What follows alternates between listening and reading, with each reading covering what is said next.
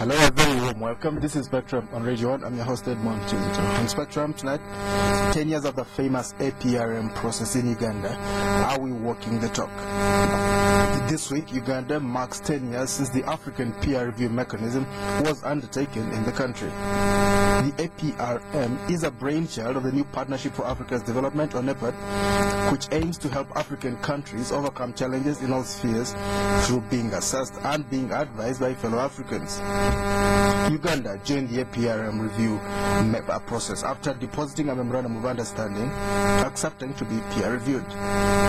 Structures of the process, including a National Governance Council and a panel of eminent persons to keep track of the recommendations, were established. A number of recommendations were made touching on the political, social and economic aspects of Uganda, considering events in the country 10 years ago and what was projected for the future. After the review process, Uganda was expected to implement a national program of action basing on the findings and recommendations. Now, the APRM review process took place in many other African countries, and according to some reports, countries that took the recommendations seriously are now moving in the right direction. On the political front, many people are pointing at the just concluded Kenyan elections, held after several political reforms that brought in a new constitution, a new electoral body, the transparency in the appointment of government officials, including the police and judges, to mention but a few. On the economic front, countries like Rwanda, Botswana and Mauritius are said to be soaring because they have taken seriously recommendations and best practices pointed out through the APRM review process. So tonight we ask, what were the recommendations by the APRM mechanism to Uganda, and how far have we gone in implementing these recommendations? Our guests, Honorable Dr. Abel Rwendeire, Vice Chairman of the National Planning Authority. You most welcome, Honorable Dr. Rwendeire. Thank you very much, Edmond, and good evening, listeners. We're also joined by Mr. Nyamugasira, former member of the APRM Governance Council. You're most welcome, Mr. Nyamugasira. Thank you very much, and good evening, listeners. We're also joined by Honorable Bettie Kamya, Bettie Kamya, President of the Uganda Federal Alliance Party. You're most welcome, Honorable Bettie Kamya. Thank you, Edmond. Good to see Abel and Warren, and good evening, listeners. Mr. Warren Nyamugasira, how far has Uganda gone in implementing the Africa peer review mechanism recommendations? There are reports, as you have indicated, and those reports track every commitment that was made in that peer review mechanism, the program of action. And the picture, I guess, as in most other countries, is mixed. There are areas where there have been good progress. In fact, even at the beginning, at the peer review stage, Uganda was identified to have best practices, 9 or so best practices that were being recommended to other African countries to emulate. They were in the areas of HIV and AIDS, and how the country had come together to be able to reduce that incidence. They were in the area of universal primary education. They were in the area of decentralization. Uganda was among the first countries to actually have really extend decentralization to fiscal decentralization, to decision making about money at lower levels.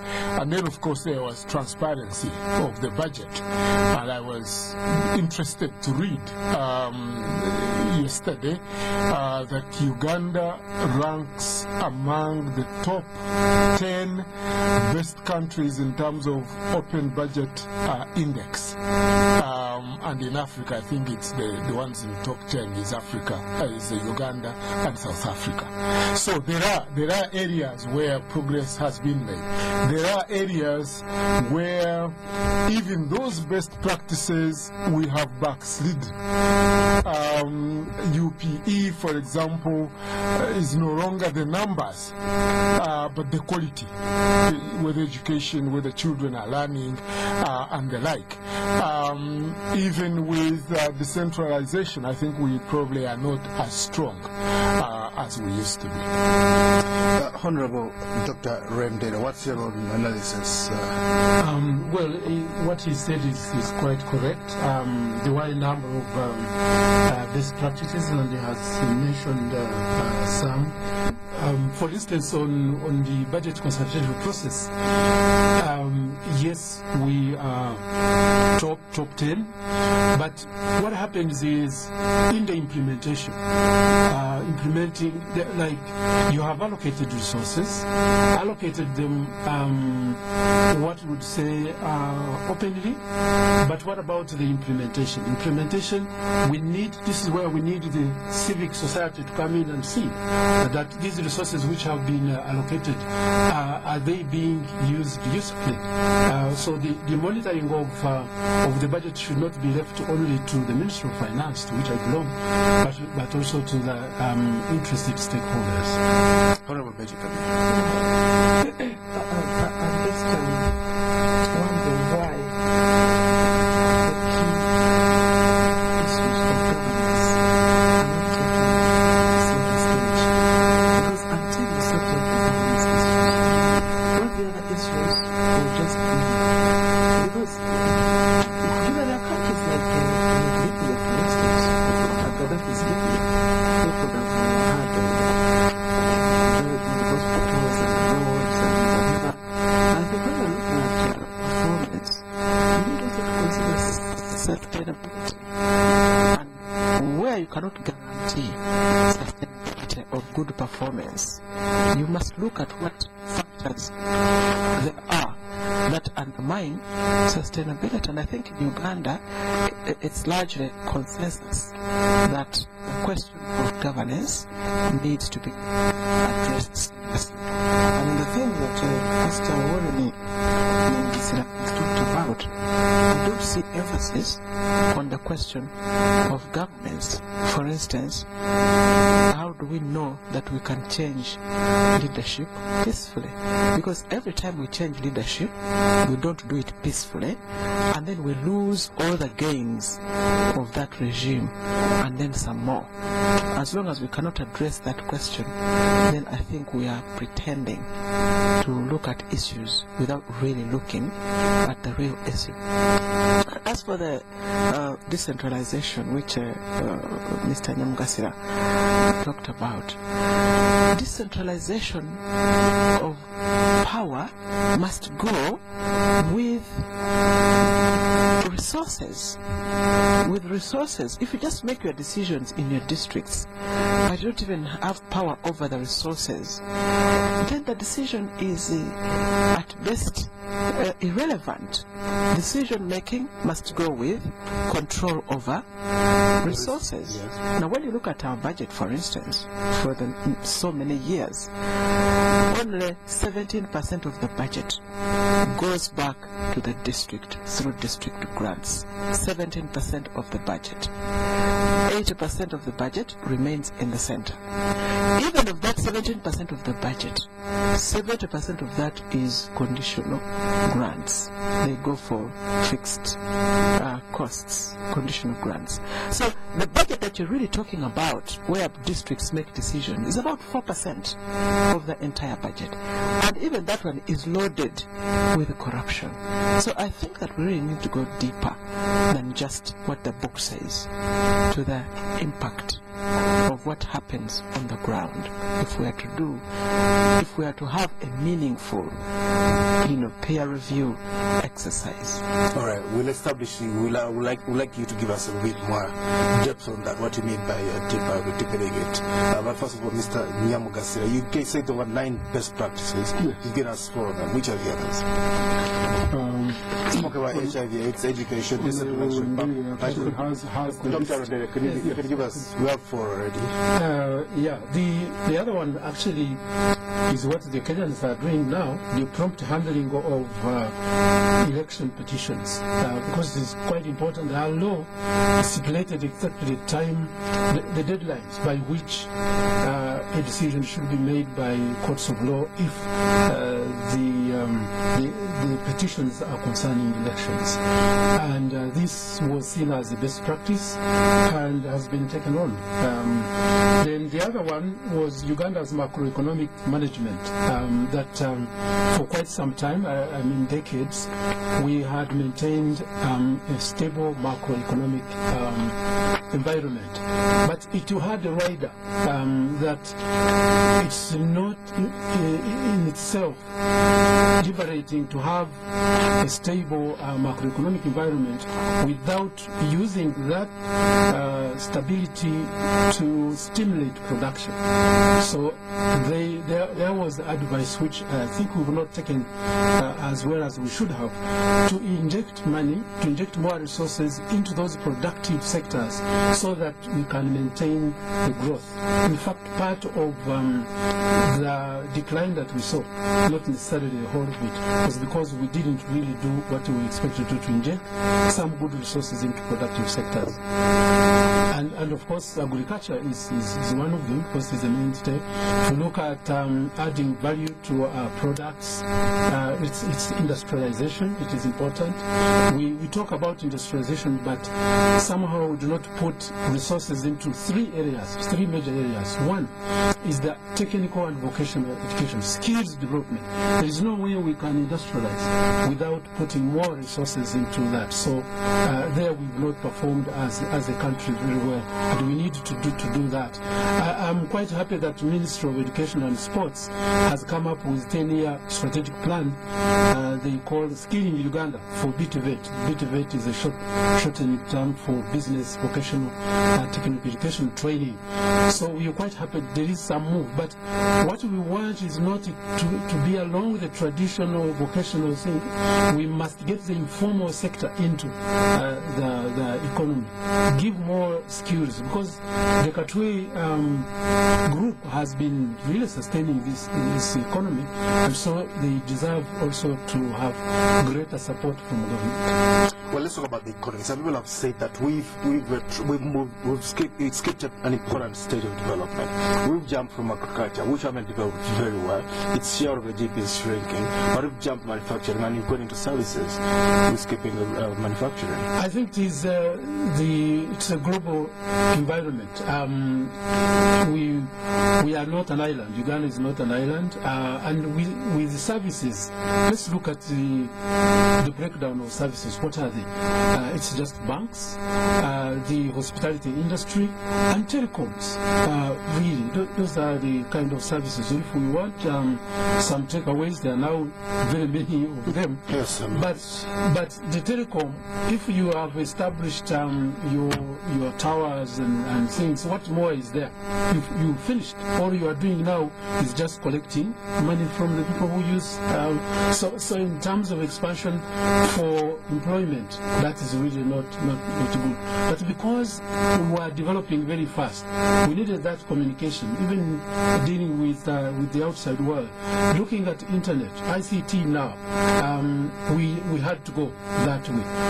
But we've reached, I think, almost the plateau. So we need now to go a little deeper into those productive areas where we have actually not only the comparative advantage, but also we have got a firm foundation for the population. The kind of education that we have gives you the foundation only. It does not give you really the skills I've been talking about to move on. But if I could chip in, moderator, I think we also, as Honorable Rwendeire has said, we are dealing with certain constraints. He has mentioned the sort of the globalization constraint, where you are not an island.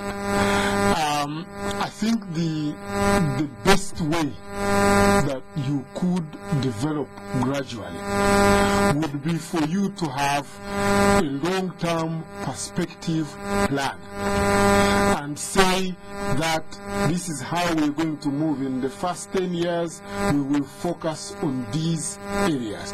We have been jumping here and there as the international situation dictates upon us. I think you all remember that when this government first came in power, they even tried barter trade.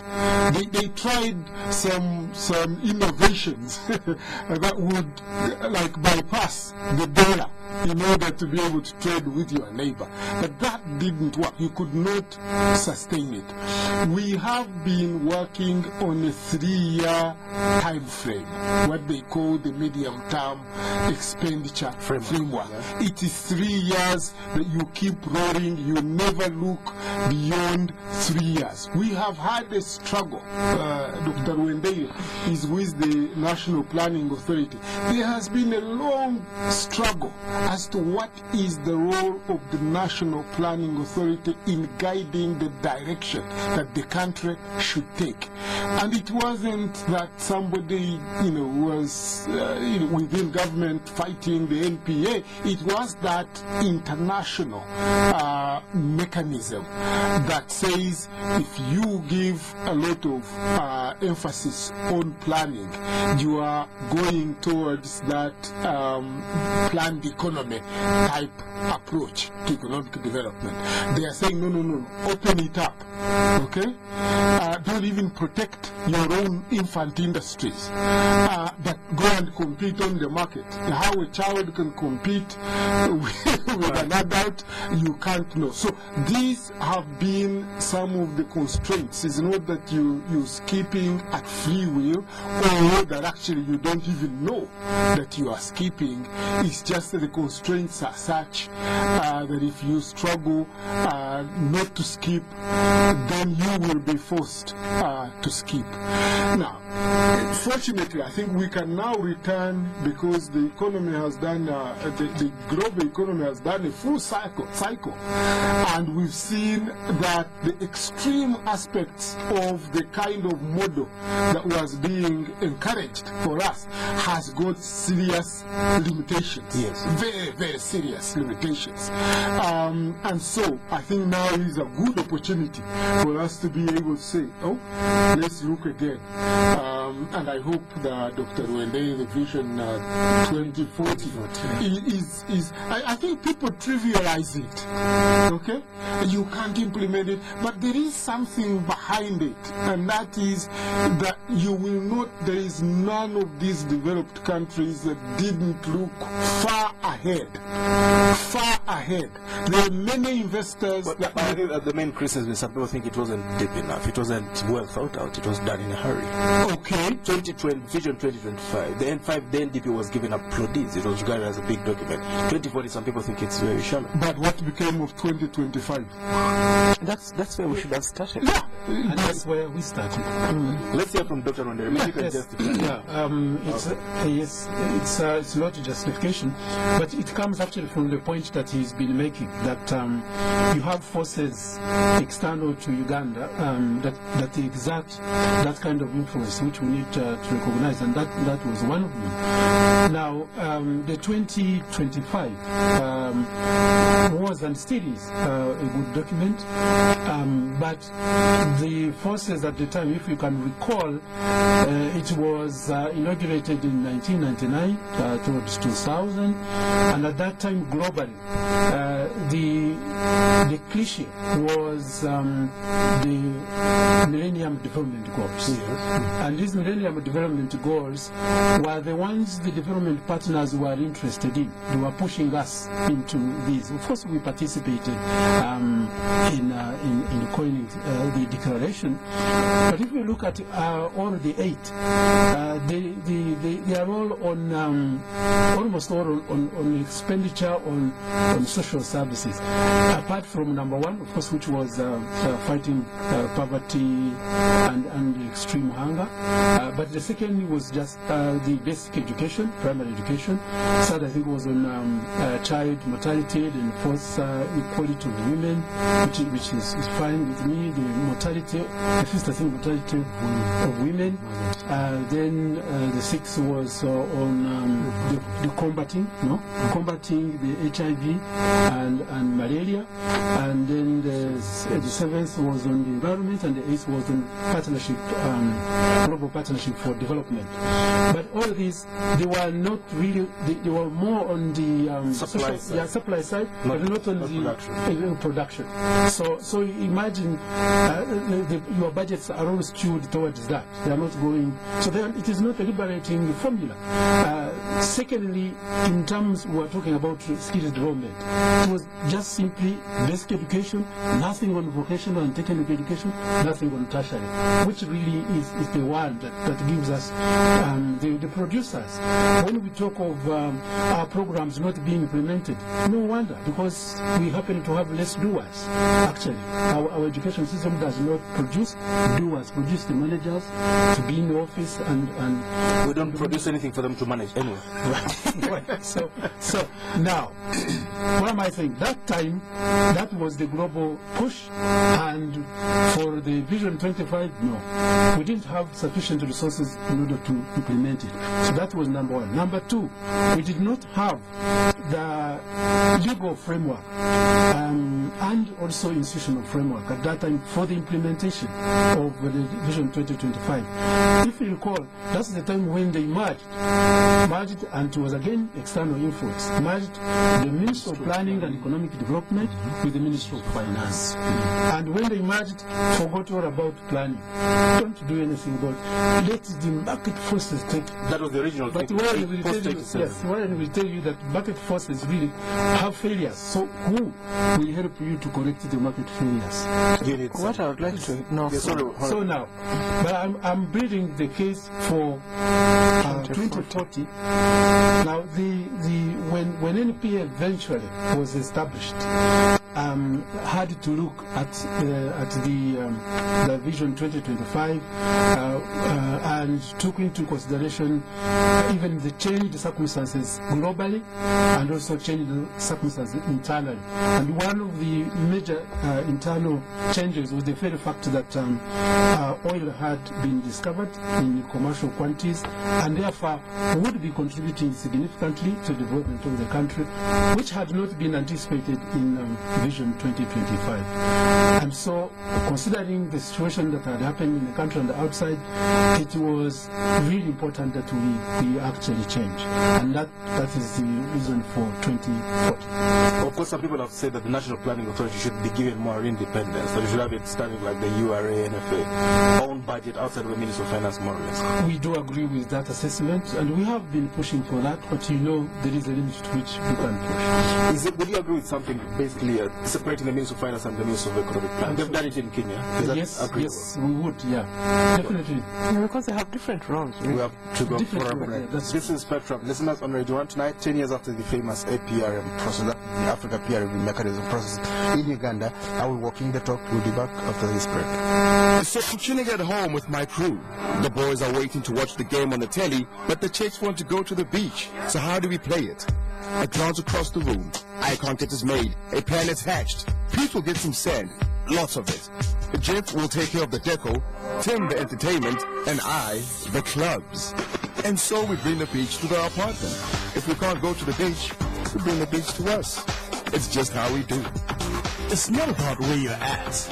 It's the difference you bring. Get a fresh take on things. Club is brewed longer for easier drinking. Brewed slower for great taste.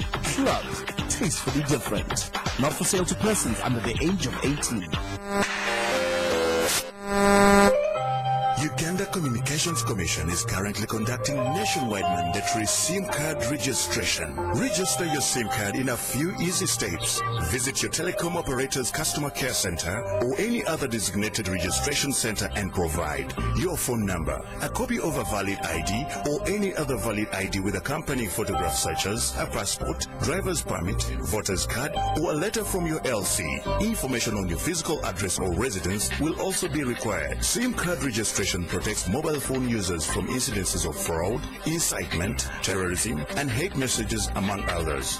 Please note that SIM card registration is mandatory, and those who fail to register risk having their SIM cards deactivated. All information shall remain confidential. Let's make communication safe. Register your SIM card today. Hello, Auntie my way. Actually, I'm at the beach having fun. You know, I have free calls. I'm basically recording everybody. But don't get afraid, Auntie Peace. I'm going to get back to you. Oh, answer rendezvous. Yeah, my way. Actually, I'm calling everybody. Don't get off. I will get back to you. Oh, Muzei, I've just forgotten what I wanted to tell you, but remain on right. As soon as I remember, I'll get back to you. Yeah, my way. MTN, Enjoy free MTN weekend calls. Load a total of 2,000 shillings or more between Monday and Friday. Dial *188# to activate free MTN weekend calls. MTN, everywhere you go. Excuse me, what is this 300 shillings on my bill for? That is for the tinted candles, madam. And this 100 shillings? That is for the air conditioning. And this 200 shillings? For the blue walls, ma'am. I can't believe this! Why pray for what you don't use or ask for? That's why we at Standard Chartered are introducing the Easy Go account, the first current account of its kind that gives you complete control of your banking charges. For more details, visit a Standard Chartered branch or call 0414-340077. Would you like to leave me a tip, please? Spectrum on Radio 1 FM 90. Welcome back on Spectrum tonight. 10 years after the famous Africa peer review mechanism process in Uganda, we're walking the talk. Our guests, people who would know. Honorable Dr. Abel Rwendeire, Vice Chairman of the National Planning Authority, Mr. Nyamugasira, former member of the APRM Governance Council, and Honorable Bettie, President of the Uganda Federal Alliance Party. You will be able to call in and talk to us about your own views on this topic, or even ask questions of this gentleman and lady in the studio. Dr. Rwendeire, before we move on to something else, right. People have spoken about the disconnect. We have jumped from agriculture to services. We've ignored manufacturing, and we've ignored in the middle. We've also ignored VAT by focusing on education, on universities, which are essential service. How do we consider that? Well, I think the important thing is to note that at least now we have the plans. That's what is important, because in the plans, all those you are talking about are provided for. They are there. What we are looking at is to make sure that the resources which we get actually are put into those sectors that you are talking about. And then, and also for, like I said before, for us as the public to be really interested in this. Those who come, let's say, this week we are having a budget conference. When they come, and like Honorable Bettie was saying, definitely the districts have also to argue for a little bit more, because that's where the services are being delivered. The frontline deliverers of services are the districts, and so a little bit more resources should be going there and in those directions. Some districts already that have the natural resources which should be tapped, they definitely would require support in not only training the people, but also designing the programs there that would help them take advantage of those natural resources. All right, let's talk about governance. Honorable Bettie, Kamya, help take us through the gaps in this APRM process on the issue of governance. Well, first of all, I think that the service industry is fairly big, bigger than Dr. Rwendeire is explained to us, because almost everything, people, you have a party, you've got a party organizer, you've got an MC for every occasion, including a baptism of a child, you have an event manager, you have somebody to do your hair. Nobody does any work at all. All you have to do is just say, I want this done, and somebody, you outsource practically everything. So the service industry is really big. Well, the figures you have 25% of the GDP. Service industry. Yes. Could be for the time banking, and the figures are banking, hotels, and telecom. Yeah. But we want it to grow to 51 by 2040. 2040. And where would agriculture be in 2040? Agriculture, incidentally, would want it to go down.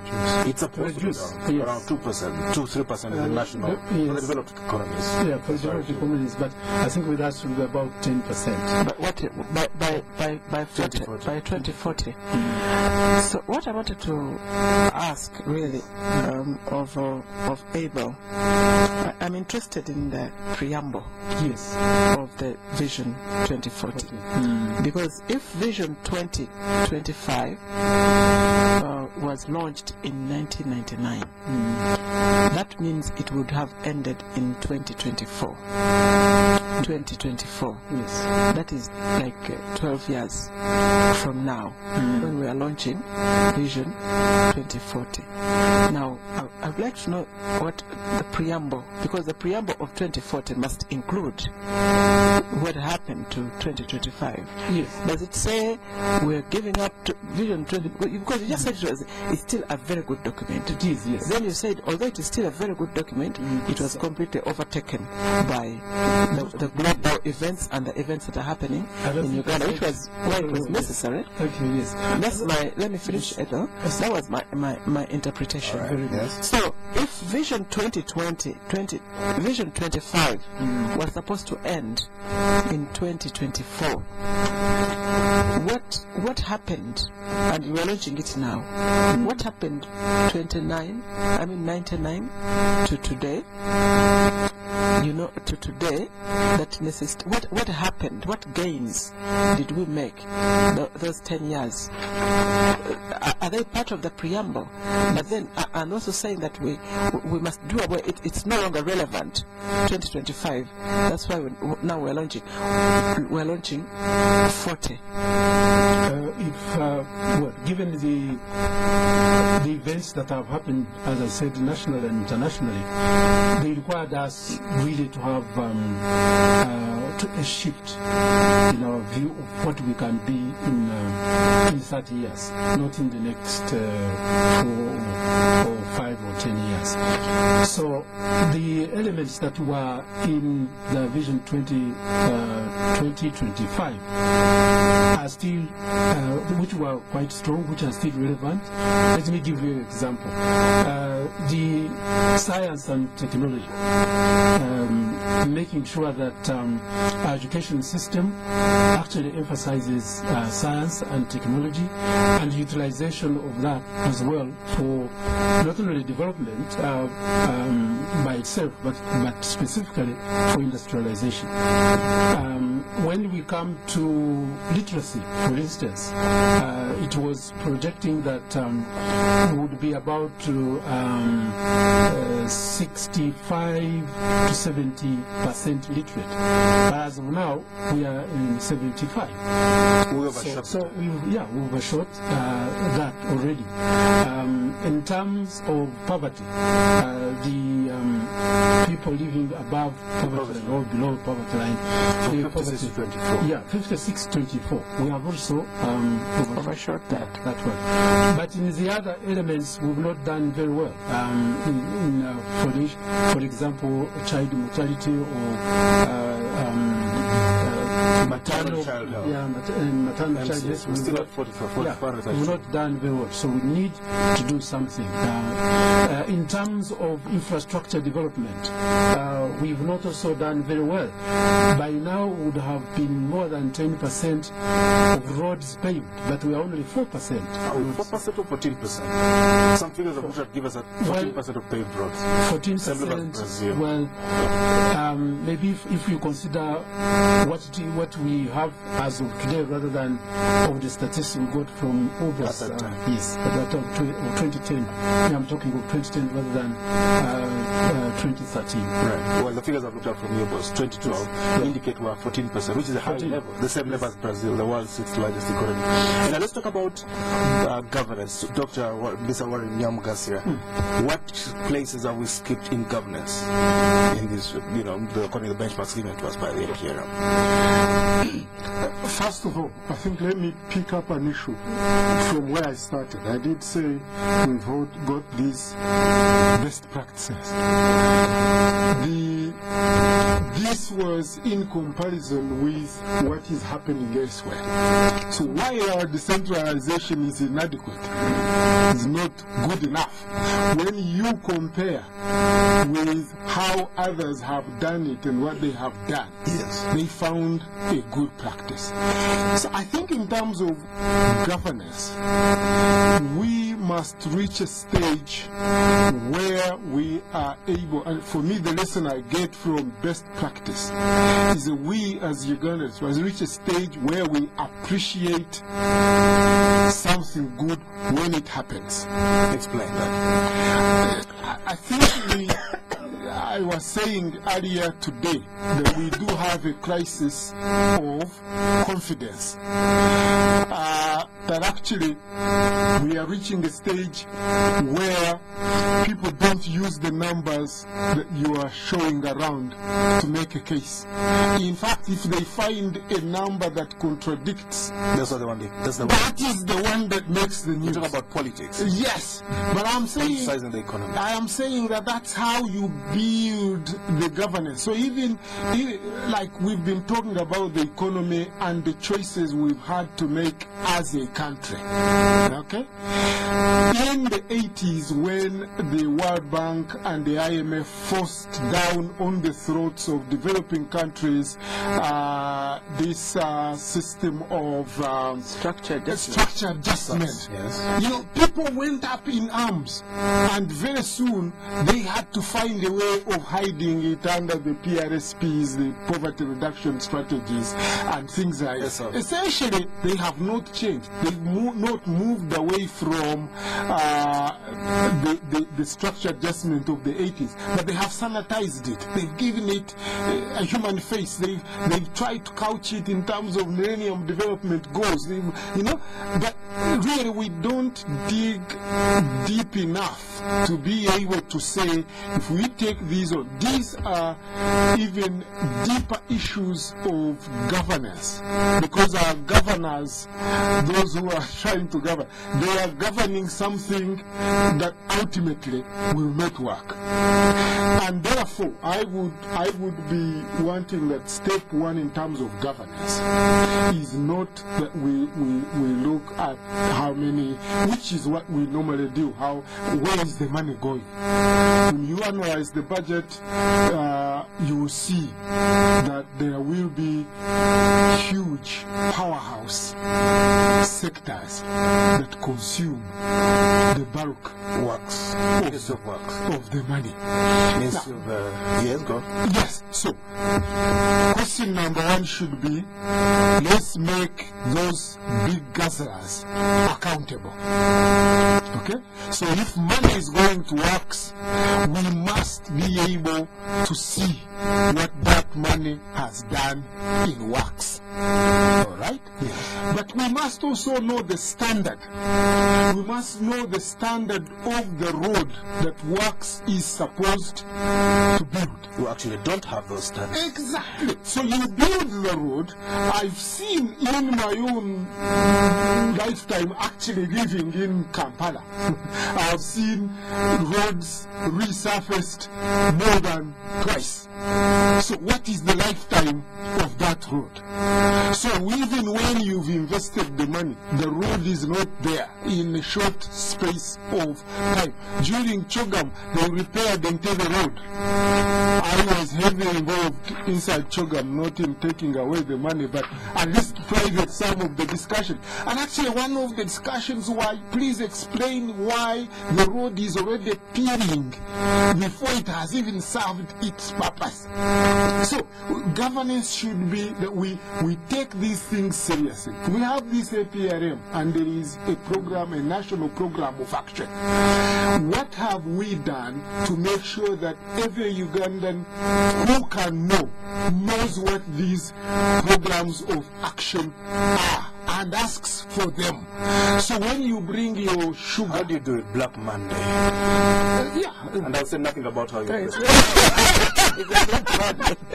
It's an attempt by civil society. Black, I didn't even know it was black. Right, the your shirt gives you away. But it's a civil society initiative to be able to shine a torch on some of these things. Okay? Right. And so they are highlighting quite graphically what is happening. Even Black Monday as a name came from the need to say, look, women are dying. Abel has admitted, so let us mourn them.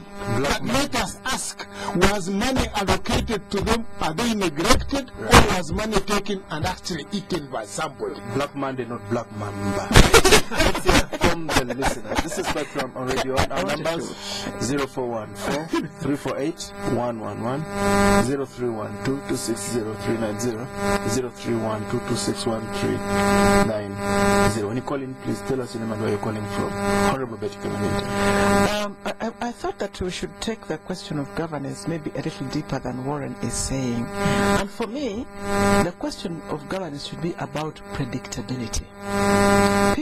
Every Ugandan should be able to predict the future. That's where security comes from.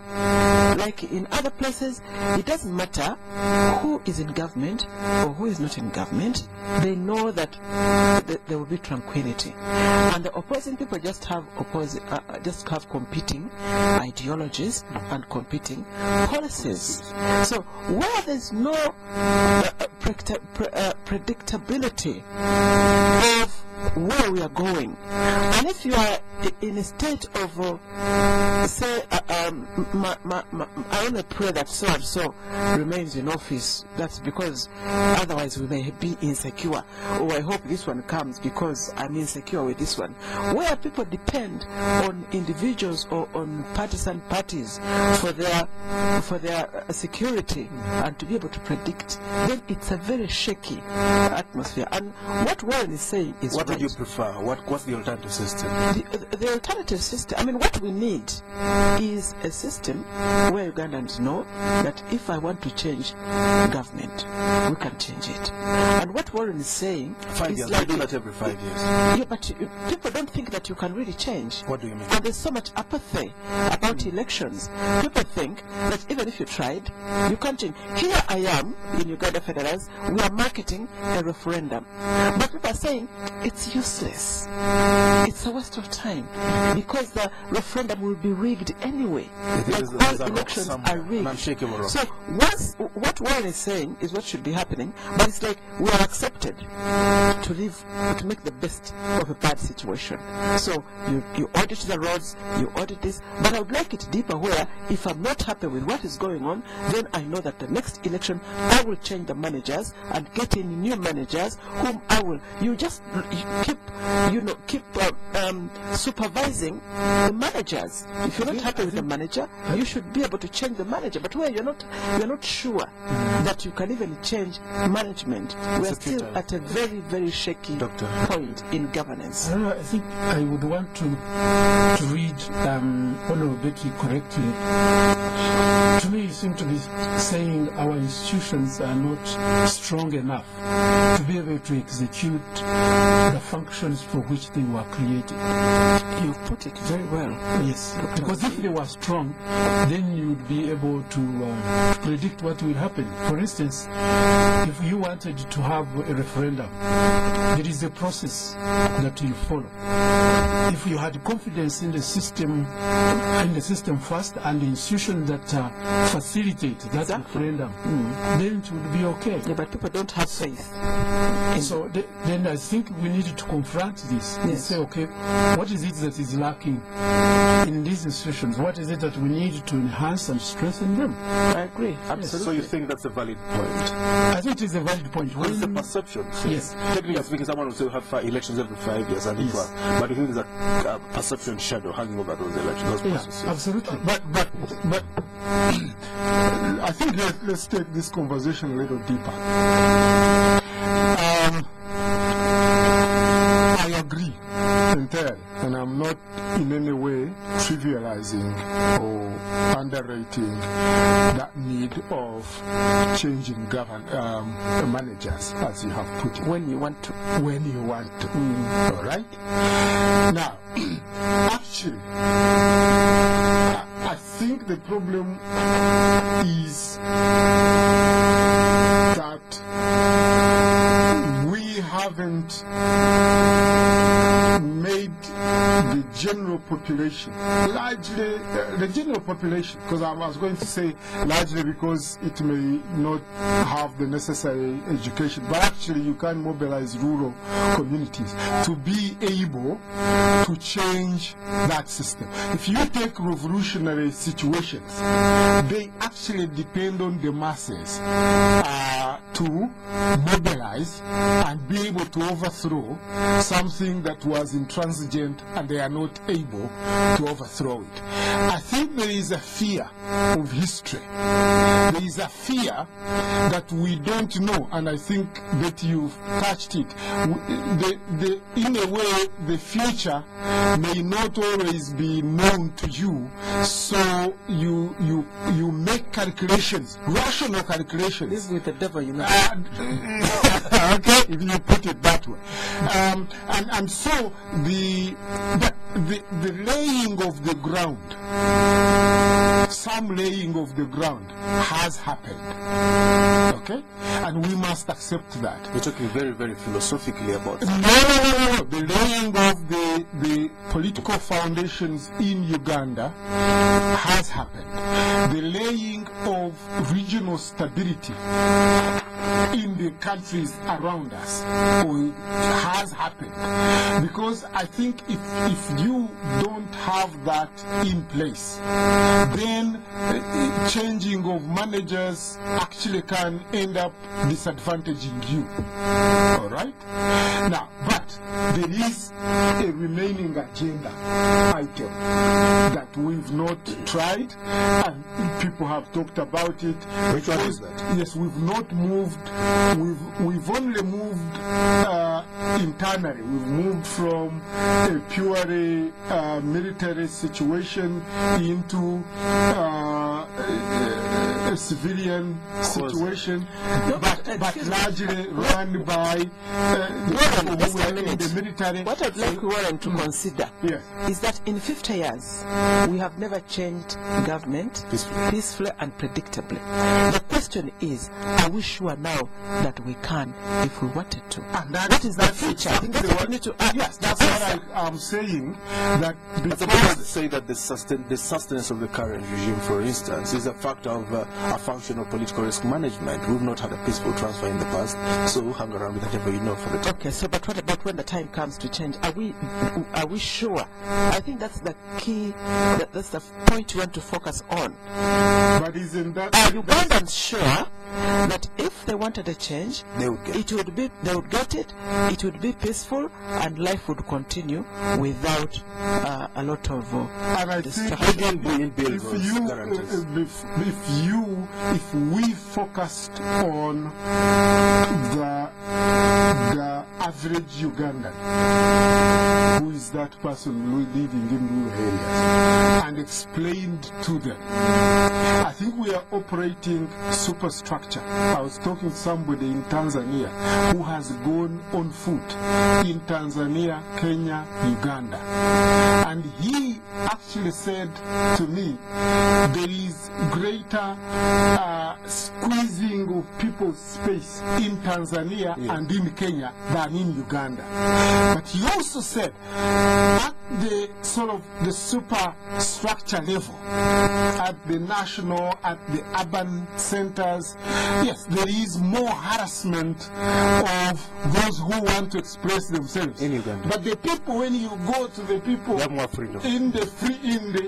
This is an independent person and came like a surprise. What does that tell us about the paradigm? I thought Tanzania was about more, calmer, people freer. Give us your own analysis of what you just told us, Mr. Warren.